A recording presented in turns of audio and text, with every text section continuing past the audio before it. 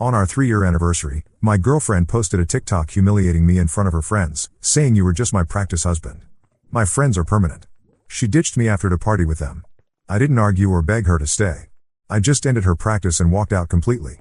3 years later, she's losing it seeing me happy with my successful business and my soulmate. I was folding laundry when my phone started blowing up with notifications. Like, not just a couple, I'm talking about that constant buzzing that makes you think someone died or something.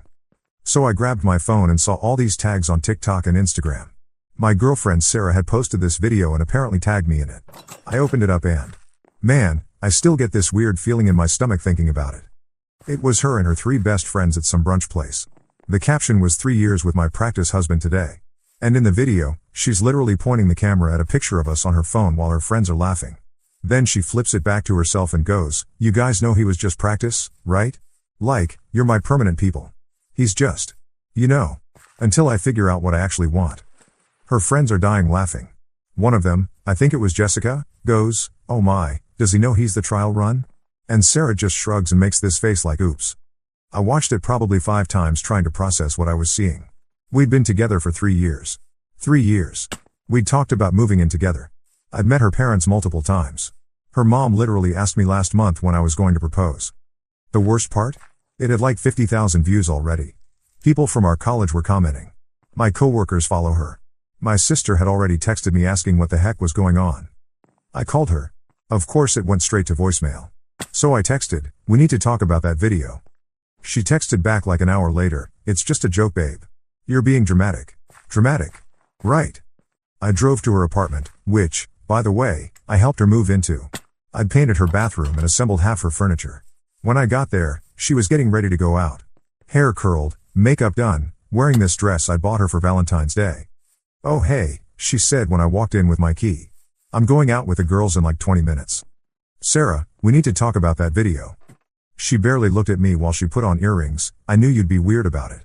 It's TikTok, Marcus. It's not that deep. Calling me your practice husband isn't that deep? It's literally just words. Everyone knows we're together."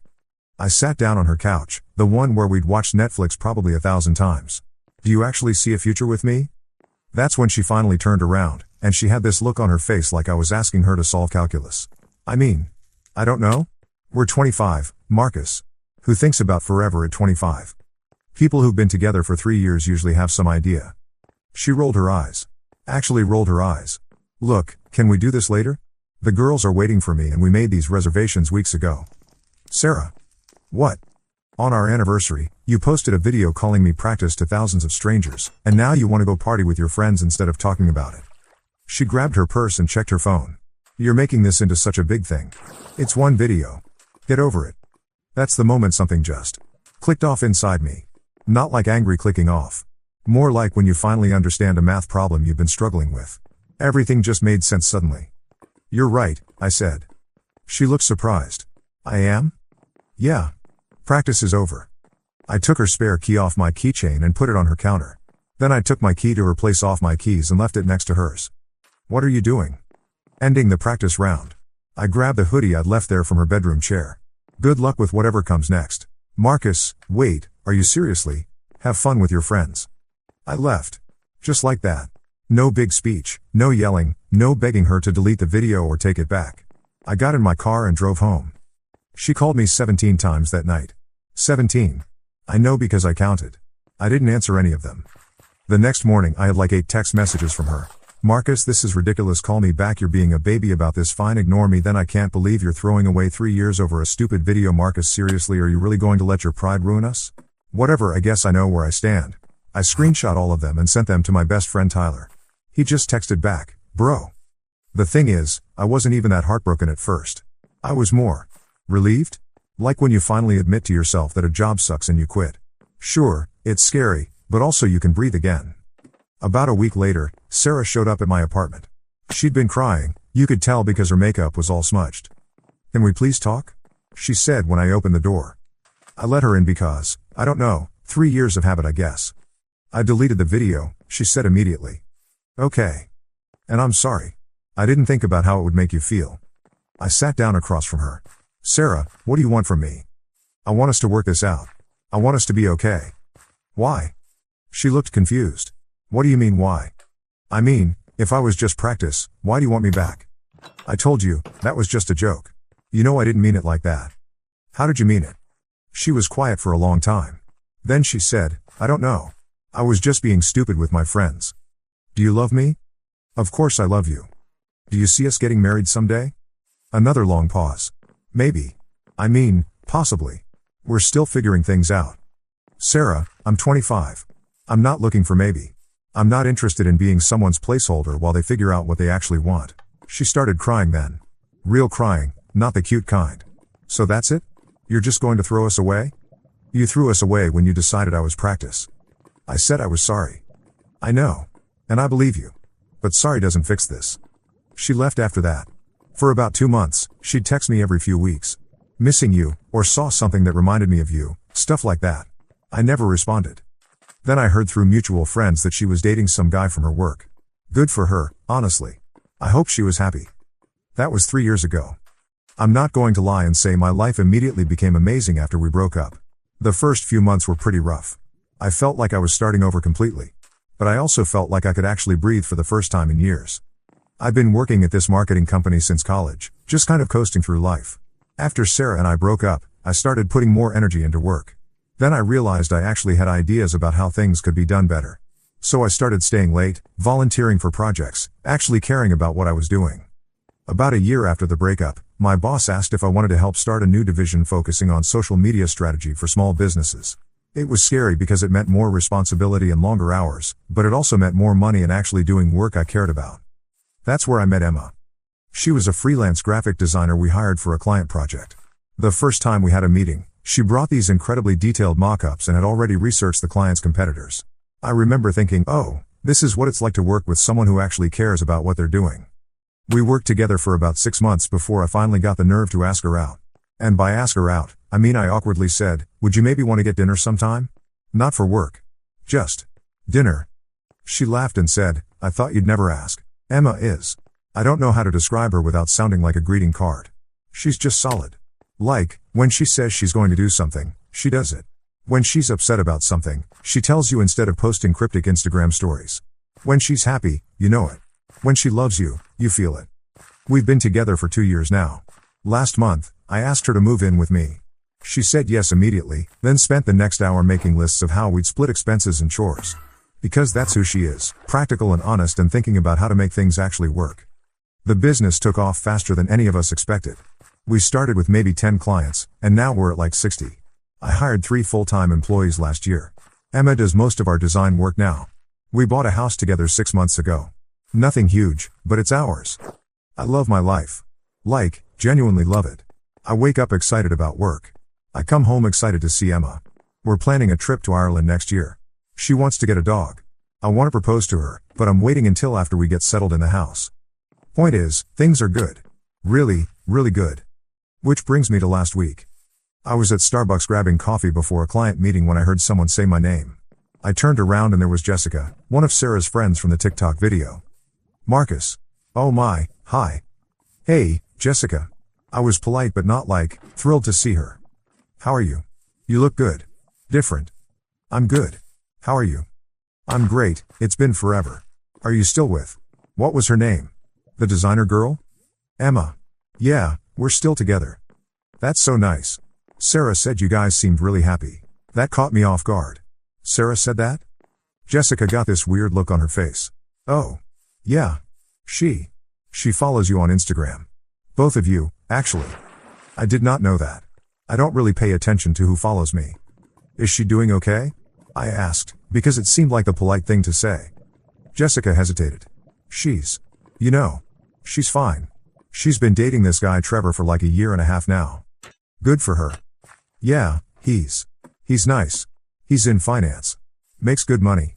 There was something weird in how she said it, but I didn't really want to dig into Sarah's love life with her friend in the middle of Starbucks. Well, tell her I said hi if you talk to her. I will. And Marcus? For what it's worth, I always thought that whole TikTok thing was really mean. I felt bad about it afterward. Thanks. It worked out okay. I got my coffee and left, but the whole interaction stuck with me. Not because I was jealous or anything, I was genuinely happy Sarah was with someone.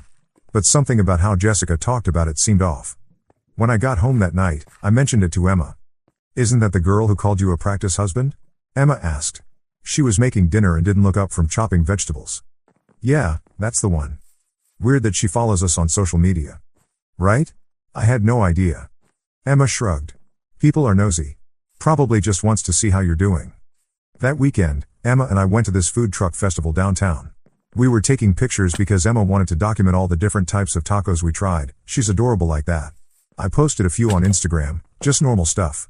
Us smiling with our food, a picture of this ridiculous ice cream sundae we shared. Sunday morning, I woke up to a text from Tyler. Dude, you need to see this. He'd forwarded me a screenshot of an Instagram story. Sarah's Instagram story. It was a picture of her and some guy, presumably Trevor, at what looked like a fancy restaurant. They were holding hands across the table. The caption said, "When you're with your actual forever person and not just practicing," red heart emoji. Oh, come on, I said out loud. Emma looked over from where she was making coffee. What? I showed her the screenshot. She read it and raised an eyebrow. Seriously? Tyler sent it to me. I don't even follow her. That's passive-aggressive. Right? Emma handed me a cup of coffee. You know what this means, don't you? That she's still thinking about me for some reason? It means she's not over it. The breakup. What happened between you guys? I thought about that while I drank my coffee. It was 3 years ago. And you're happy now. With me. And apparently that bothers her. The next few days were normal. Work was busy. Emma was working on designs for this new client. We had dinner with my parents on Tuesday night. I honestly forgot about the Sarah thing. Then Thursday happened. I was in a meeting with a potential new client when my assistant knocked on the door. Sorry to interrupt, she said. But there's a woman here who says she needs to speak with you urgently. She says it's personal. My client looked annoyed. Can we finish this up first? I asked. She's pretty insistent. Says her name is Sarah and it's important. My stomach dropped. Can you give us 5 minutes? I asked my client. I went out to the lobby and there she was. Sarah. She looked. I don't know how to describe it. Intense, I guess. Like she hadn't been sleeping well. What are you doing here? I asked. We need to talk. Sarah, I'm in the middle of a meeting. This is important, Marcus. I looked around. My employees were trying to pretend they weren't staring, but they obviously were. Okay, but not here. There's a coffee shop across the street. Give me 10 minutes to finish up. She nodded and left. I went back to my meeting and somehow managed to get through it, but my brain was spinning the whole time. What could she possibly want to talk about after 3 years? When I got to the coffee shop, she was sitting in the corner booth, fidgeting with her phone.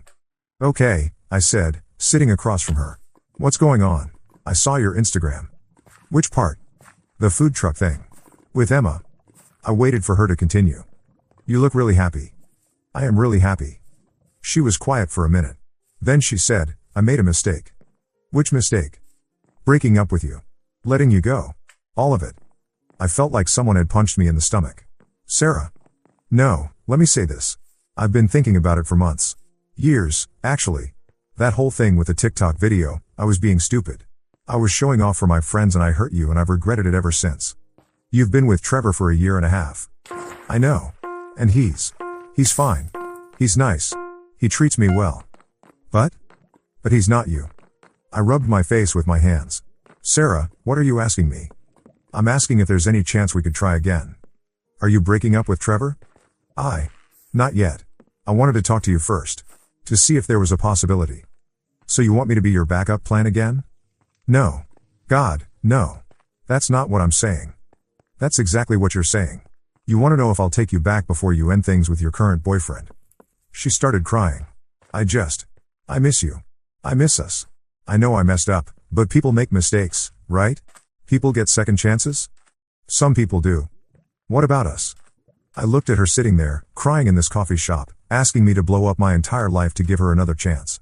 And I felt nothing. Not anger, not sadness, not temptation. Just nothing. Sarah, I'm with Emma now. I know, but I love Emma. I'm going to marry Emma. Her face crumpled. You're engaged? Not yet, but I'm going to propose to her. So that's it? You won't even consider it? There's nothing to consider. What we had is over. It's been over for 3 years. She wiped her eyes with a napkin. I thought maybe if I was honest about how I felt. I appreciate the honesty. But it doesn't change anything. Do you ever think about me? Sometimes. I hope you're happy. I hope Trevor makes you happy. He doesn't. Then you should probably figure that out. But not with me. I stood up to leave. Marcus, wait. What? Do you forgive me? For the video and everything? I thought about it. Yeah. I forgive you. But forgiveness doesn't mean we get back together. I left her there and drove back to work. I felt shaky and weird the rest of the day. That night, I told Emma everything. About Sarah showing up, about what she said, all of it. Emma listened without interrupting. When I finished, she said, "How do you feel?" Confused. Sad for her, I guess. But also, relieved? Relieved? Like, I know for sure now that I made the right choice. 3 years ago and every day since then. Emma smiled. Good. Are you worried? About what? About her. About me having feelings for her. Emma shook her head. Marcus, you just told your ex-girlfriend that you're going to marry me. In a coffee shop. Without even asking me first. Oh my. I'm sorry. I didn't mean to assume. She kissed me. I said yes, didn't I? So that's where things stand now. Sarah texted me a few times after that, but I didn't respond. Emma and I are looking at rings.